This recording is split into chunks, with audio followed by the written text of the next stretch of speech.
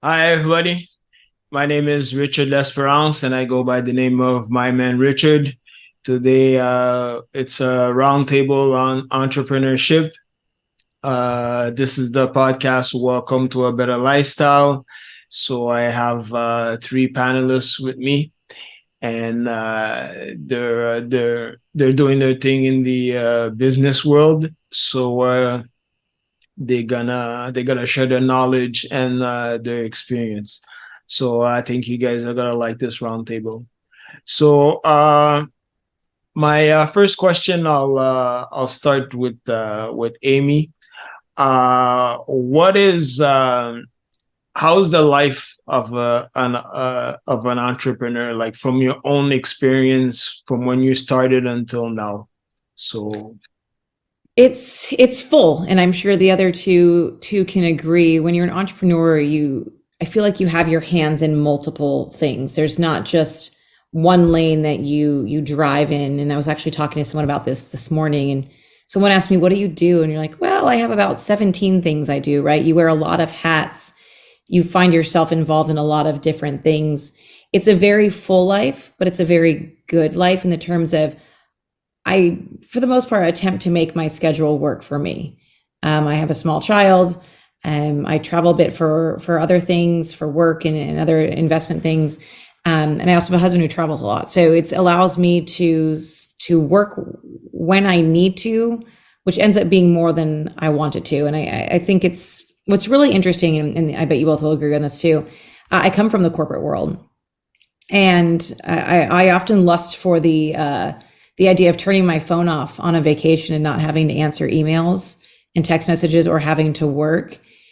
And while that sounds really appealing, it's taking a corporate job, and no offense to the corporate world, but because we're so used to like always evolving, always changing, always going, always moving, I don't know that my brain would fit back into that box where I would be able to turn off anyways.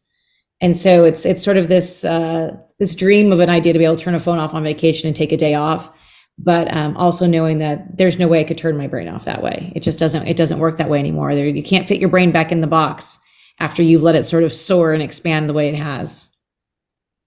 mm. Katherine, how's the life of an entrepreneur from when you started until now? It's chaotic and it's innovative and it's always a freaking blast. That's it. Very hmm simple. Well, I can definitely second what the ladies are saying. It's hard to turn your brain off, because you have that ideation going on. You always got an idea. How can I bring this idea to life? What are the steps I need to take? So a lot of people had a misperception, well, I want to be an entrepreneur because I want to work for myself and I only want to work, 2 or 3 hours a day. And that's a fallacy because Yep. when you're working for yourself, you're always on the clock, and that's something, and actually that's a hard dynamic for, spouses, if you have spouses of an entrepreneur, because sometimes they don't understand that you're always on the clock. You're always doing things. You're trying to spend time with the family, but at the same time, you get these harebrained ideas, or you say, oh man, I forgot to finish up this task. Let me do this. Let me go back and do that. So you guys that's listening, if you think life of an entrepreneur is all glitz and glamour and Lamborghinis and Rolexes, you're sadly mistaken. It takes time to get to that point. And even when you're at that point, you still have things that you need to do. And if you guys are watching on YouTube, I put this up here. This is like my weekly calendar. Everything is coordinated, organized, because I know, because the way my brain works, if I have 1 minute of downtime, I'm thinking of something else to do. So I have to try and keep myself within that box and those parameters. Same. And I will say too, it's funny because along what you were saying, Marcus, about the misconception about entrepreneurship is that it always makes me laugh because people think that, because they see somebody who's been doing it for 20 years and now they've built up their business to the point that they can take more vacations, they can do this thing. Like, no. The first year or two, you are an insane person and Yep. you work at all hours. I would wake up at 2 and 3 in the morning and work for 2 or 3 hours because if I didn't, I'd never go back to sleep anyway. So I would just get up, I'd do it, and I'd crank it out. And then I'd work for 14 hours again when I got back up. And that's the first year or two of business. And that's what I Absolutely. find I think really interesting. I'm an adjunct professor, on the side as we do. And I think one of the things I always mention to my students is we hear the stories of Mark Zuckerberg. We hear the stories of some of these people who have made it, but in their mind, they're also not complacent. They're not the personality. Like you don't get there and become complacent because you're still fighting, right? You're still evolving. You're always trying to keep your competitors out. You're always working harder to come up with the next thing. So even if you've quote unquote made it, you're still fighting. You're still evolving. And so it's damned if you do and damned if you don't in a sense, because you're always striving for that next thing. And like you said, that ideation process is every day. You can't turn that down, you can't turn it off. Right? You're in the car, you're like, oh my God, I have a TikTok video idea or whatever it might be. Right. And all those things come into play, and all those things are how your brain is always working. 100%. Okay. I'm gonna pause. I'm gonna edit that because my guest just came in. Oh, perfect. Okay. So I'll do the editing and Jerry. Hi, Jerry. Hey, Richard. Sorry for being late here. I just finished the meeting up. Okay. We had just started, so I'm gonna figure out how to edit that. So Amy had just finished in regards to the lifestyle of an entrepreneur. Maybe you could I'm gonna ask the first question I'm gonna ask to you, and then I'm gonna jump back to my questions and go with the other people. Awesome. All right. So Jerry, I was asking the other people before that was the first question. How is the life of an entrepreneur from your own experience since you started and until where you are today? Yeah, it's different than I expected. I started as an entrepreneur at the age of 18. I had a job that I hated. And so I was like, cool, I'm going to quit my job and I'm going to be my own man and be completely free. And I'm going to make all the money in the world. Right. For about 5 or 6 years, that wasn't true. Right. I worked more and made less money. I had, way more of a learning curve. I didn't have formal training. I didn't go to college. Right. So there was a period that until I really learned the difference between an entrepreneur, which is just somebody that puts their capital at risk or their time at risk to implement their idea. There's a difference between that and an executive, right? And an executive is one who can actually execute and run a business successfully. So, there was a lot of just fumbling around and making mistakes and costing myself needless time and money for a while.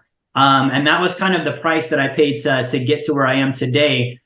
Today, it still is very busy. And I think for me, that is, a good kind of busy. It's a productive kind of busy. Right. But I'm at the point in my company now where as an entrepreneur, we've got to be able to get distance from the day-to-day activities of the business. Right. There's nothing worse than a founder who can't keep their hands off of the company. And so if you really have a team, you have to be able to post them. You have to be able to trust them. And so the day-to-day really looks like being able to have the restraint to let your people do the things you hired them to do, and the foresight and care to observe, inspect, and provide the training that's needed and necessary to really make them good at their job so that they can be successful. And so my day-to-day now is a little bit more of a coach role, right? And it's still busy, but it's just different.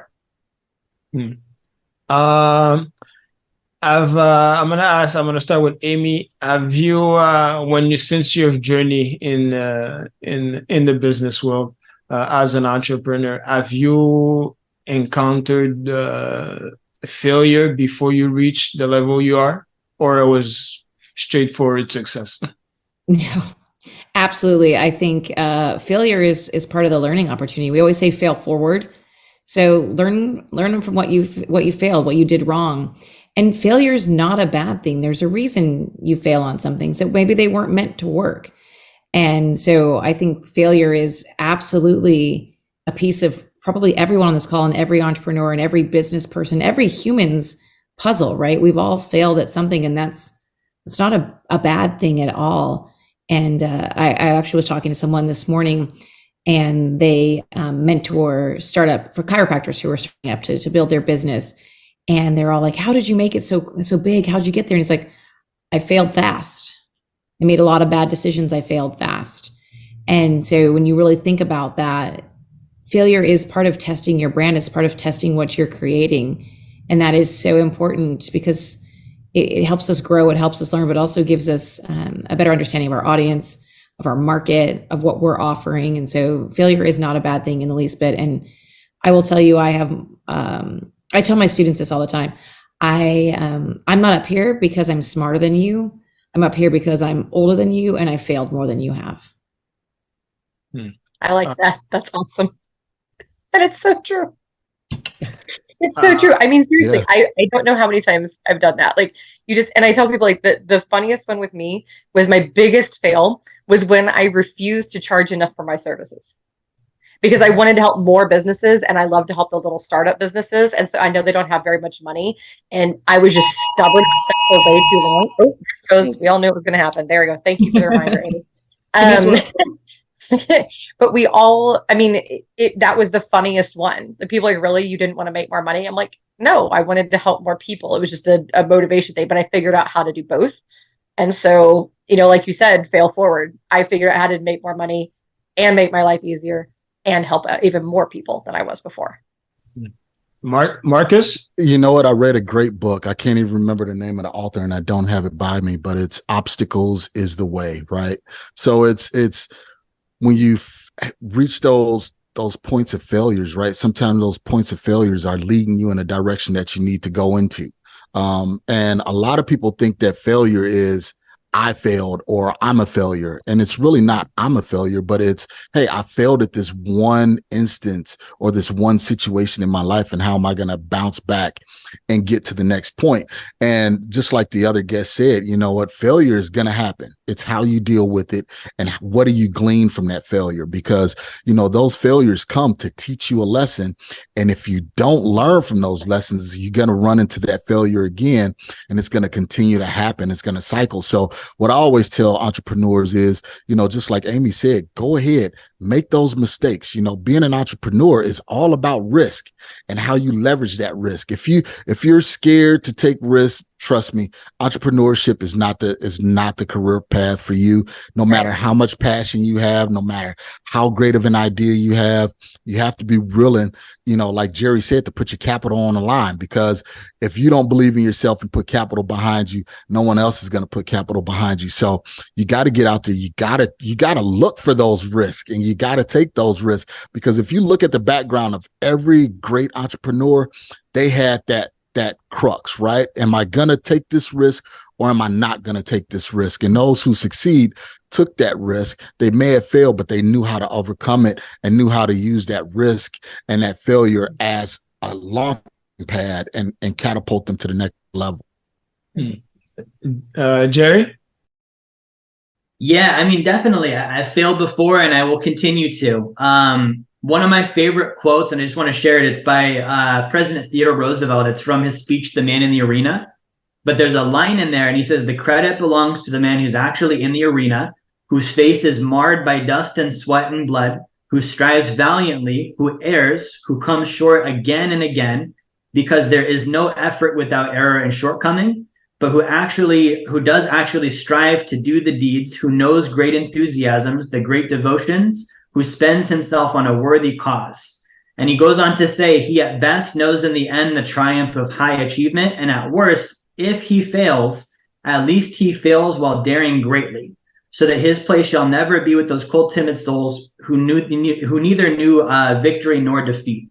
One of my favorite quotes in the world. But failure for me, I like to really simplify things down, because you can really you say a word and it means something different to everyone else, right? We say failure, someone might be thinking about their marriage, someone might be thinking about their business, someone might be thinking about a time they quit on something. So for me, I boil failure down to a momentary instance of the incorrect expectation of effort, right? And there's really two sides to that. I think in the early years for me, failure honestly was self-caused. Like a lot of it was just like, I didn't know better. I thought too much of myself and I didn't do enough education and learning. And then I created a failure. Right. And so I think, when we really look at like failure can be reduced and minimized through gaining experience through knowledge. And that doesn't always have to be someone else's firsthand experience. It can be learning from others. And that's the beauty of a forum like this and the value that probably each of us are supplying to our clients and audiences, right? Is here's what happened when I did blah, so you don't have to go through the same thing I went through. Right. So that's a way to avoid failure. And then some of it too, I had a friend recently that shared something that's super true. There's a devil at every level. Right. There always will be the next thing. Right. And sometimes you're going to expect it. Sometimes you're not. Mike Tyson said everyone has a plan till you get punched in the mouth. Right. Yeah. So we can do our best to be prepared. Sometimes you're not going to. And that's just part of the game. And it is the playing of the game, not necessarily the secured win. Right. We would not be entrepreneurs if all of us automatically knew we were going to win, right? Like if the end was secure, there's no risk. And that's the definition of an entrepreneur. So be willing to have the risk, be willing to take a few hits sometimes. And, realize sometimes when they happen, it was my own fault. I didn't study, I didn't learn. And now I know I should, and I can reduce those from happening. But man, it's a fun story after, and it's quite a life. And I think that makes it worth it. What kind of mindset and mental preparation you would say an entrepreneur has to have in that journey? I'll start with Amy. I would just say there's two sort of phrases or things that I always tell myself, and this may kind of give the mindset of, one, the answer is always no unless you ask. And so that one is something that I always think about, because far too often, sometimes you sit there and you're like, oh, I don't know. I don't want to call Jerry and ask him for a favor or ask him to connect me with Marcus. And you're like, yeah, but the answer is always no unless you ask. And maybe they both want to be connected. But also the only way to eat an elephant is one bite at a time. And while that might be a little graphic, it's true. Sometimes you look at these projects and you look at the growth and you look at your goals, and they're these big behemoth things that you think, how in the heck am I ever going to do that? And it is those baby steps. And you really, truly have to pace yourself in those baby steps, because when you are your legal team, you're the accountant, you're the IT department, you're the marketing department, enter all the other things here. When you're all those people, some of these projects look so overwhelming. And it kind of steps into what everyone sort of said is, take those baby steps, take the progression you need to make the steps happen, but also rely on the team you brought with you. And that is a huge piece of that, because sometimes it can be so much and it can be so overwhelming when you're carrying all of this on your shoulders. Remember, you're not alone. There are people like you. Look at all of us right here, right now. There are people like you who are like-minded, who would love to just download with you and be supportive, but also rely on your team. And that's why you have your team. Don't try to carry it all yourself. No. Marcus, what's your take on that? Man, you're worthy. That's the main thing, is you got to tell yourself every day that you're worthy of these responsibilities and that you can handle these responsibilities. And you got to have confidence, right? Because everybody going to a new venture with imposter syndrome. Hey, why am I really qualified to teach this? Am I qualified to be this business owner? Am I qualified to do this? How is everybody looking at me? And you have to continuously tell yourself that you're worthy of this. You're smarter. You're smart enough. And guess what? If you're not smart enough, you built the team to insulate you, so you can go to your team and say, hey, you know what? I really don't know the answer to this. Give me some feedback. Ultimately, I'm the business owner. I'm going to make the final decision, but I do want to hear from my team and to make sure that we're leading or headed in the right direction. So one thing I just want to tell people is just know that you're confident enough. And if you have to get up every morning and have to speak to yourself, speak those confident parables to yourself, then you must do that, because that's one of the things that I had to do. I mean, I dropped out of high school 3 months before graduating because I was always told my dad was verbally abusive. He was like, are you dumb or something? And that became ingrained in me. Right. So I had to take years to really reprogram myself to get myself out of that. And, and I'm glad that I did, because one thing led to another, to where now I'm far more advanced than my colleagues were. And it was just because of my own mental thinking and my mental preparation. So, what you believe is what you're going to produce. So if you produce negativity, if you believe negativity, you're going to produce that. So you just got to know that you're confident and you're worthy, to do what you're doing. That's great. Katherine? First of all, know thyself. And I don't mean the like, oh, I'm so great and I can do this and that, blah, blah, blah. Or I don't like ice cream or whatever the frick. No, deep, deep depth. Do the work, do self-mapping, do a lot of self-actualization work. And I know it sounds super hippie, but trust me, it actually does matter and it actually does work, because you need to know every single thing that makes you tick. And part of it is you need to be monitoring yourself to take care of yourself and to know, where your limits are, how you can self-care in the middle of all of this craziness that we've been describing, and then where your strengths are and where you should hand things off to other people. So first, know thyself. Second of all, kick that ego to the curb. And I don't just mean I see it all the time, and I consult. So I see it, with not just, in my bubble, and I have not just my experience, but with all the entrepreneurs that I've worked with, is that ego kills. It does. It kills innovation. It kills your relationship with your staff. It kills your company ultimately. And you're like, oh, but there's all these egomaniacs that are so successful. I'm like, yeah, it's probably not actually what you're thinking. They probably know where the line is for their ego. Usually in my experience, when you actually dig deep with those guys, they do know how to listen to other people. They do know how to let their team step in and take over.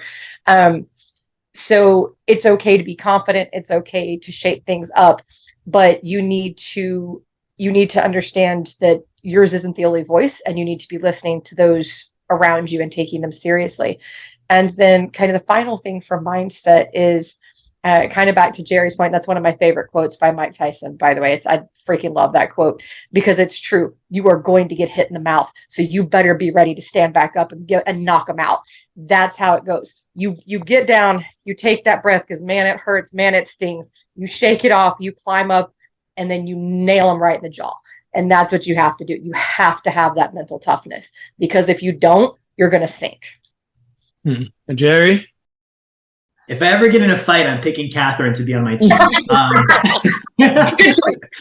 So I think all of those are very true points, and I want to validate like the being himself. Like, we have to understand who we are, and also we have to like postulate and decide who that's going to be. Like it's like an actor. Like, your role is to be the entrepreneur, and we just have to be the role. Right. I liken it to being a parent. Like, you don't get prepared for that, but you just have to be that. And what's needed is what's needed, and what you do is what you do. And that just comes with the territory of it. But I think, the key mindset for me is that like the business is something that I cause. So I have a phrase that I remind myself constantly of, is my business is an extension of myself, good or bad. It's not someone else's business. They didn't put it there. It's not their processes. It's not their ideas. That emanated from me. Good or bad, right? So there's a responsibility level that goes with that. And then the other thing too that I like to remind myself from a mindset standpoint is I never like to invalidate and regret my own decisions, right? Nobody has a gun to my head that's making me show up in my business today, right? I am choosing that. That's something I chose from the get-go. So I don't even like complaining about my decisions, because it's like, what a form of self-invalidation to decide something and then complain about the very thing I decided to do. That's not helping anybody, right? So really it's about, that's my cause. Like, I'm the cause point behind the business. This was my decision, right? And then that decision then creates, okay, well, what did I decide, and who do I need to be based on what I've decided? And that's not even, I'm going to get there. It's just like, I just have to put on the hat, right? Like, that's the hat I'm wearing as the CEO or the entrepreneur hat. And just like an actor in a movie, I just need to like figure out the lines and play the role and do what needs to be done there, right? And it really is too, like, from a day-to-day standpoint, all this comes down to like be, do, have, right? I need to be certain characteristics. I need to do factually certain things in order to have the result that I want. And for me, from a mindset standpoint, it has really helped to under romanticize the doing part. Right? Like, when I first started, I was making cold calls from a 100 square foot office with no windows in an area that I'd never lived in before. There's nothing sexy about that. It just is what it is. right? But sometimes we set the wrong expectation because we romanticize what we're going to do. And it's like, no. You're going to call people you don't know and try and convince them to buy things they probably don't want, right? Like that's, but if we really romanticize the have, what's the end result? And also the be, like, think the best of yourself, really embody and truly be your best friend. Take care of yourself, make sure you're training, you're studying, all those things to be who you need to, and then focus on how good the result is. And then the doing part is just the doing part, whatever it is, right? Like you can create the recipe of activities that need to be done for whatever result you're trying to accomplish. And that just has to get knocked out. It's like lining up dominoes. They have to fall, and someone's got to make them fall, right, in order to get the last one done. And then on that too is like, if you find yourself like struggling with that, I revisit those points, but then I also will look at the doing part, and I look at, are these dominoes that should be there? Sometimes I'm frustrated because I'm putting a bunch of energy on a domino that's not lined up with the other ones. And I can just say, cool, that one doesn't matter. Let me go focus on what does. So that's kind of my mindset behind the whole thing. Yes, I love that. And you reminded me too, Jerry. So missions, right? Like that's kind of what I'm hearing you say, like focus on the missions too. Like I tell everybody I have 3 missions. They are integrity, inclusion, innovation. Everything is in service of those 3 missions. If it does not align with them, it's out, it's done. I don't care. And if we start on something, we think it's going to be good and it turns out it's not, it's gone. And so, and everybody that comes in, and everybody, everybody that, even my clients, I insist that those 3 things are always at the forefront. So like just continuation. I love that. Like just focus on the things that actually matter and just let the rest go away. I'm going to switch it up a little bit. In this economic times, like with the high rates of interest rates and inflation, and everybody saying that there might be a recession, is it possible really to build a business that is recession proof? Because, some industries are cyclical. So is it really possible? I'll start with Amy. I do think it's possible. I think obviously everyone needs to continue to evolve, and everyone needs to continue to make smart choices. On the angel investing side of things that I see, I do see the businesses that tend to fail or tend to struggle. Obviously fundraising is taking a lot longer now. The typical raise is about right about 18 months right now, where it was a lot shorter before. And so that becomes a big challenge for businesses raising money. And as an investor, it's taking now 7 to 8 years to get an exit from a company. So there's that side of all those things. But I think that continues to lead back to continue to innovate. Don't rest on your laurels and just assume, kind of like we talked about earlier, with whether you're Microsoft, whether you're Apple, or whether you're, one of us who are not Mark Zuckerberg or Jeff Bezos.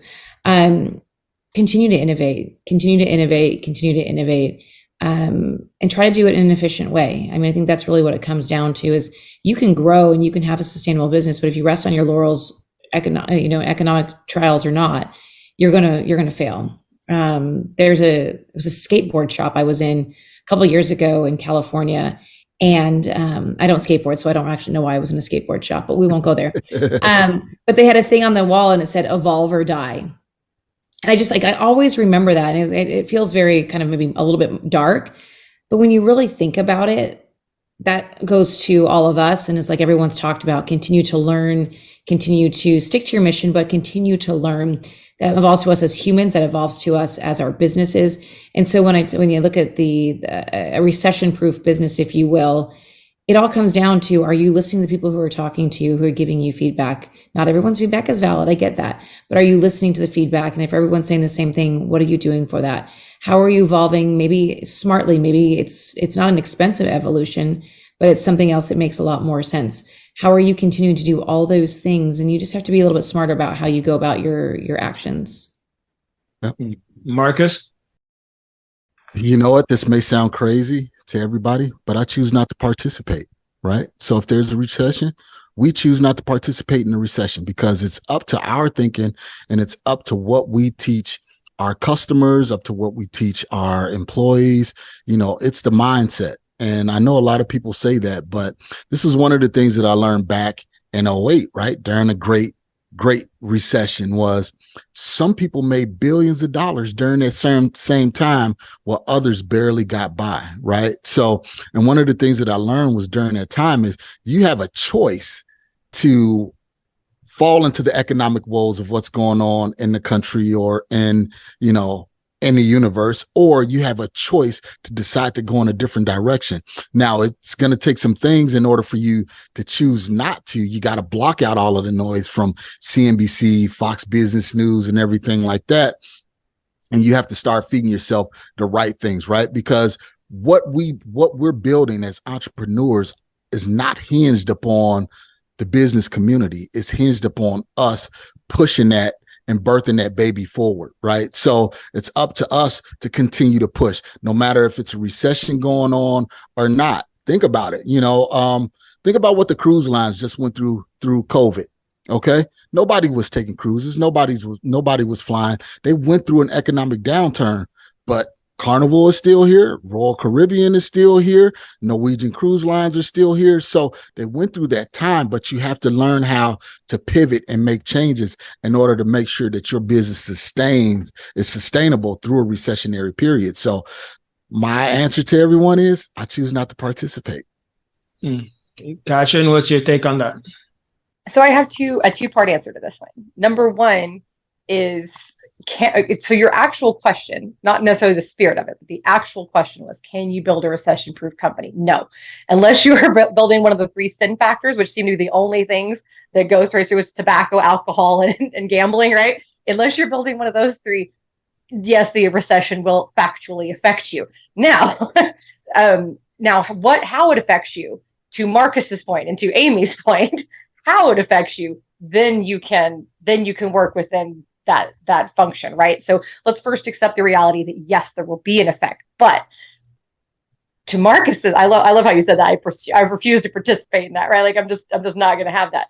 But and also to Amy's point, so you have to plan that this kind of thing will happen, right? It's going to at some point in the life of your business, unless you have a business for only 2 to 3 years, it is going to happen. So have different streams, right? Be ready to pivot.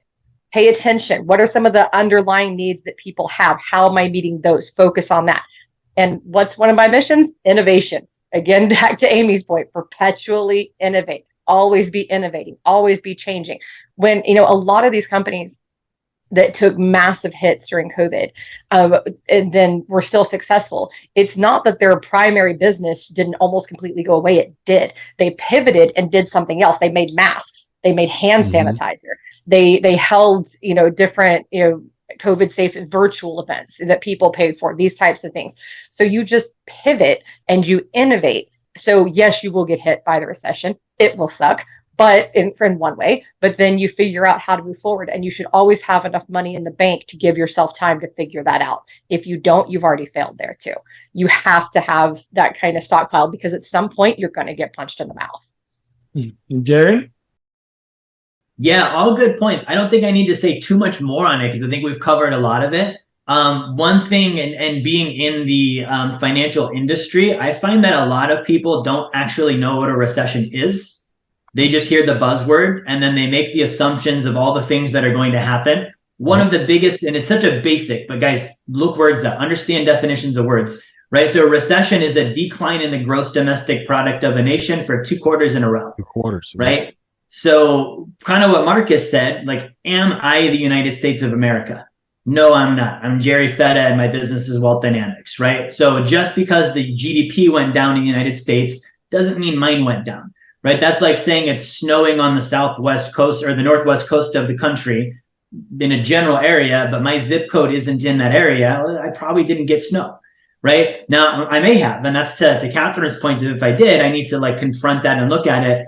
But I think the key really for me is, with recessions is understanding what is my product, right? Like gross domestic product, right? And if you look at the word economy, the root of that word actually means the management of a personal household.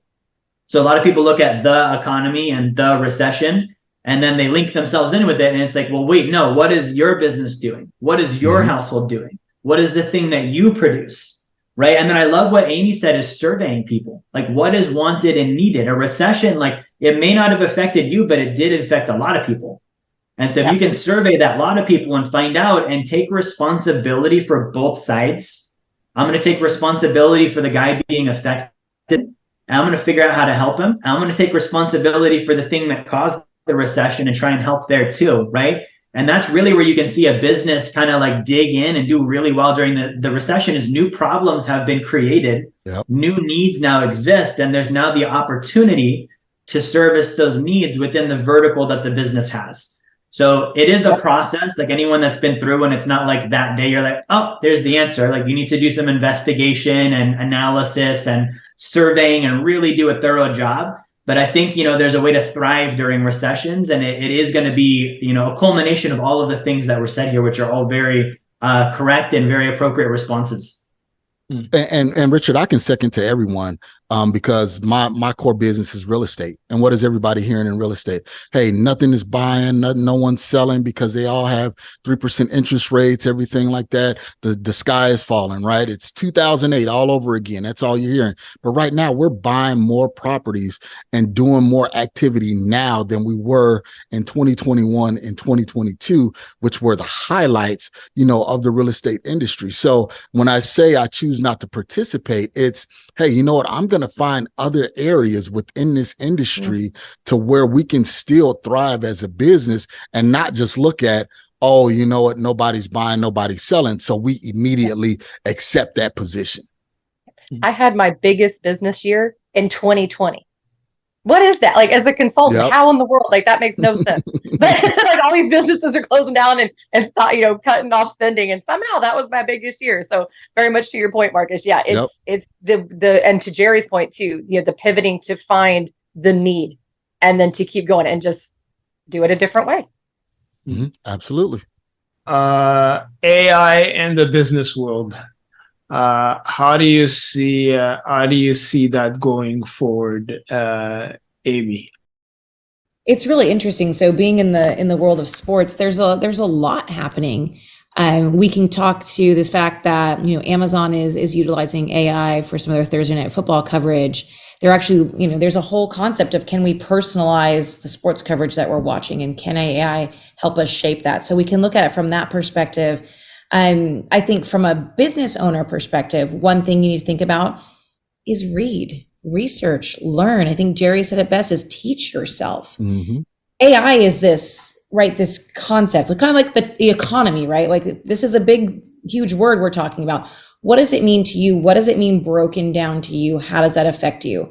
My dear friend, Amanda McKinney, just did a how to utilize ChatGPT for your business class. It's 30 minutes type of thing. And I took it because I thought, I use ChatGPT, but how can I make it work for me better? How can I refine how that works for me? And it's not out here, doing all these crazy things. No, I'm saying, hey, can you cut down the characters in this thing I'm working on, or things like that, right? And so there's opportunities to utilize all these things in your business to make you more efficient. But continue to read, continue to evolve, because it's here, right? It's not going away. So how can you make it work for your business? How can you make, what's the word I'm looking for? How do you make really responsible decisions to utilize AI in your business and for your industry? And how is your industry reshaping? How is it growing? How is it changing due to AI? So I would say, it's not something that's going to go away. So you might as well embrace it and do some research and not just be afraid of it and say, oh, it's all terrible, because it's not. There's a lot of opportunity to benefit you and make you more efficient. Marcus, I know you gotta go, so I'm gonna ask you that question. Sure. Just like Katherine said earlier, innovate or die, right? Mm-hmm. So we know, like Amy said, AI is here to stay. How do we use it? How do we use it to benefit our needs, our customers, our products, our services? And that's basically what I can say about that is, it's here. If you don't utilize it, your competitor is utilizing it, and you're going to get left behind. So you got to learn how to utilize it and how, just look at the benefits for your own individual business. Yeah. Katherine?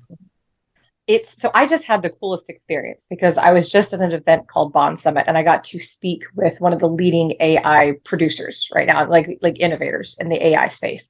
And first of all, there's some changes coming that everybody's just going to go, in about 2 years. Like minds are just going to explode. And I actually got to have a conversation with some AI at this event. It was really cool, like a full-fledged conversation, back and forth interaction. It was really cool. And what I think a lot of people miss is that this technology is what we make of it. So it learns. It's like a child. A child comes into the world a blank slate. It's a little slate, and we just, whatever it sees, whatever it experiences and feels and hears, this is what molds it. And that's exactly what's happening here. So if you want AI to be good and useful and productive for your business, teach it accordingly and be part of the design of it. Reach out to companies that you think are boofing it and go, hey, this needs to be better. Let me help you out. I want to come in and I want to help you make this better and stronger. I've been doing that for a while, because the HR tech AI out there right now is tragic. And so it's actually going the opposite. It's actually harming instead of helping. And so reach out there and be part of the design process, but it's coming. It's growing exponentially, just like any child would, right? And it's a helper. It's not going to replace humans. It's here to help. It's here to be an aid. So reach out and embrace it and be part of the solution, be part of building it, and teach your AI well. Jerry? Yeah, so we've played around with it. So like, for example, right now, my company, we're putting together with a vendor of ours to have an AI-based sales team. So all of our texting and stuff is artificial intelligence.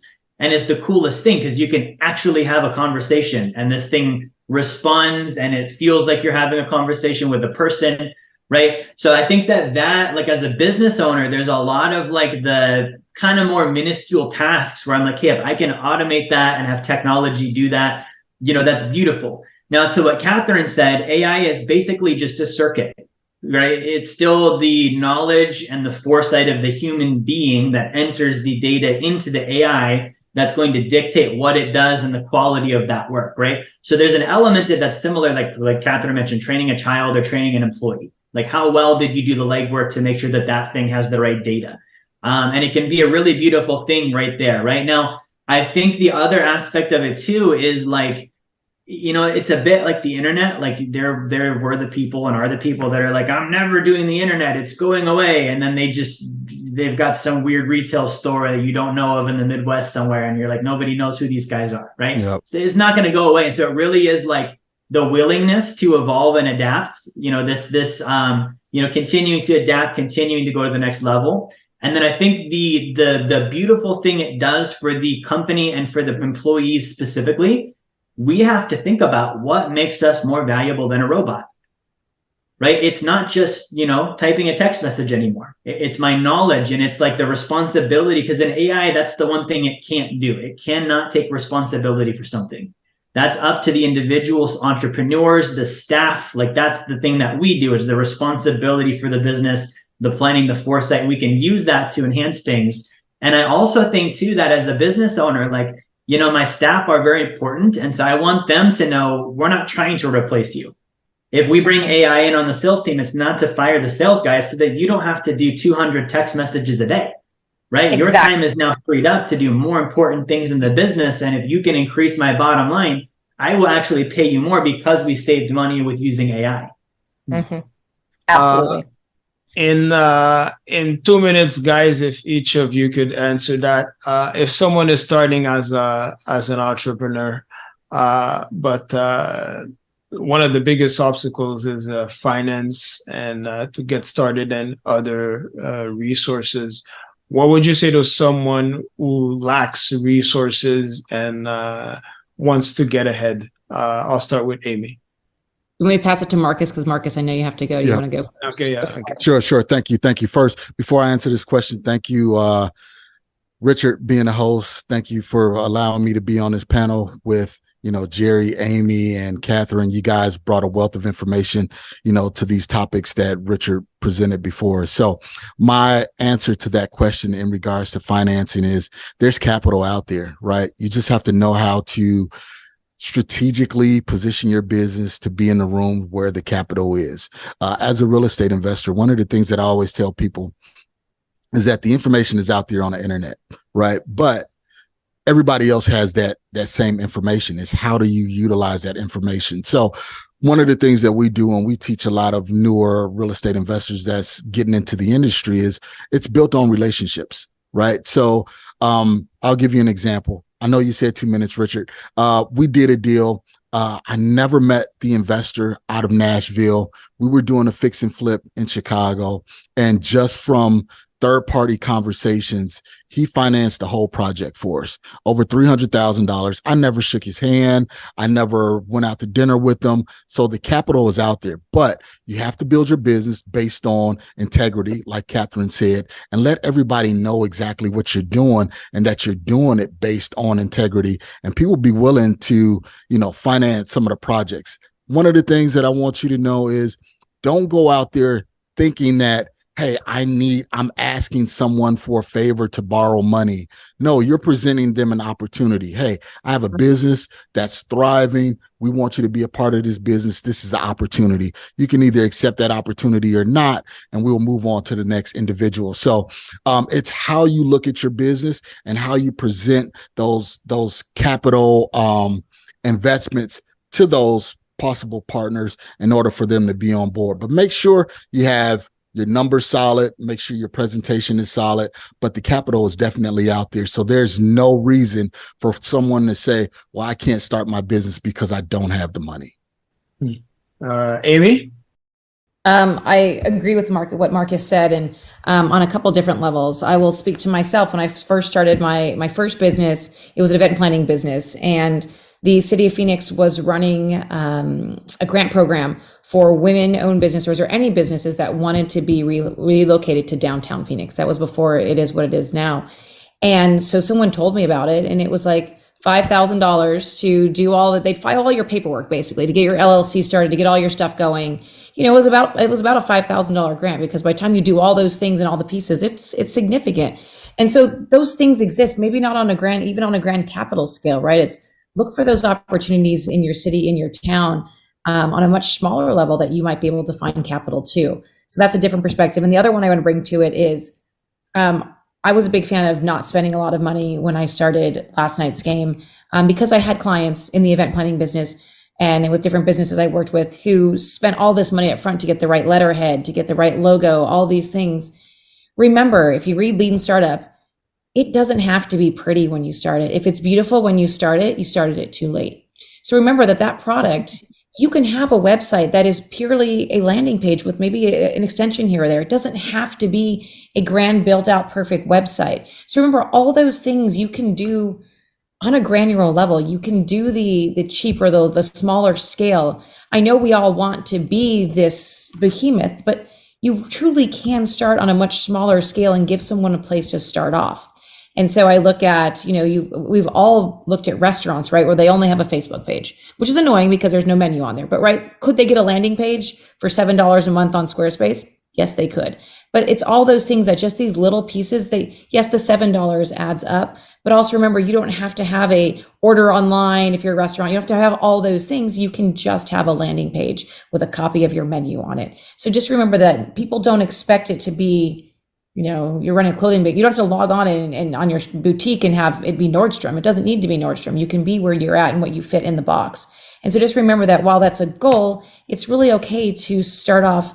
And I always joke, like when you start a business, you're like, hey, this is my baby. Is it ugly or is it kind of cute? And it's okay to be a little ugly. If your business idea is good and it's sound, it will grow. It doesn't have to be beautiful. Yeah, Katherine? Absolutely. So to build on that, Amy, because you're absolutely bang on it. That's how I did my business. That's how a lot of successful entrepreneurs I've known have done it. So get creative with that. So for instance, when I was building out my HR tech product, having a developer here in the States is going to cost you a fortune these days. So I went and got talent in other countries, paid them top dollar for where they are, but it cost me, a sixth of what I would have spent otherwise. And then also, so get creative, come up with alternative solutions, build your own website, like on Wix and stuff like that. I certainly did. But then also, I think another important piece is go to where the people that have the money are. and let them get to know you. So that's one of my tips. And yes, Marcus was correct. You don't have to ever actually meet the person. There's different ways that it happens, but this can be highly effective. So if you want to get money from big wig investors, go to like the conventions and the summits and the networking events where they're at. Let them get to know you. Let them hear your idea. And also on that note, make sure that your messaging makes sense. If you have to tell somebody a saga to tell them what you do, your messaging is not right. Get your messaging right. Get that elevator, not the elevator pitch, but just the elevator rundown is what I call it. Get that done. A one sentence. You should be able to answer what you do in one, maybe two sentences. And other than that, just go where the money is. Meet the people. It works. Jerry? Yeah, I think these are all very on point. I think when I picture myself as a new business owner, like the first question I would want to answer is like, do I actually need funding? I think that's one of those things that's, again, romanticized and it sounds sexy and you're like, have investors, and it kind of is like this public relations buildup of something that maybe isn't really that great. You need to look at like, does my business actually need funding, or do I just need to bootstrap it? Right. So for me, I bootstrapped the business. The other question is you want to ask like long-term vision. Do I want funding? Do I want to give up equity? Do I want to have a cash flow issue of having to pay this debt and then maybe not being able to hire a COO as quickly? Like, these are all things to think with. And then I think from there, like, it doesn't matter whether you do or don't have funding. Like, if you get the funding, great, you better have a plan and you better have a business, right? Like, the money needs to plug in and then everything needs to go, and you need to be able to produce cash flow and pay people and do all the things, right? So I would honestly say like that's something somebody should probably spend time working in the business a bit first, trying it themselves, doing it the cheap way, and seeing how it goes if they can. And of course, there's exceptions to that in groups that might need to raise money, and that's different. But I think that's like, on the first date, you don't need to figure out, do I want to marry this person, right? Like spend some time first, and then we can get to that point when it makes sense to ask that question. Yeah. That's a really good point, Jerry. I think that you did hit that on the head, that not everybody needs to fundraise, and make sure you want to fundraise, because that's a lot of back end work and a lot of responsibility. And getting investors is time consuming from that perspective, but also the investor relations. There's a whole piece of that goes into it. So something to keep in mind. And I just want to say, like, one thing that everyone kind of hit on, and Marcus especially, but relationships are free. It may cost you a cup of coffee, but relationships are free. So how hard you work at those relationships will ultimately be those connections that you need as you want to continue to grow. All right. Thanks, you guys, for accepting my invitation for this roundtable. Thank you, Marcus, Katherine, Amy, and Jerry. I hope everybody liked this episode and they found a lot of good insights. So thank you once again to everybody who participated to this roundtable. My name is Richard L'Esperance, and I go by the name of my man Richard. This is the podcast Welcome to a Better Lifestyle, and we'll see you on the next episode, everybody. And bye. Thank you. Thank you. You're welcome.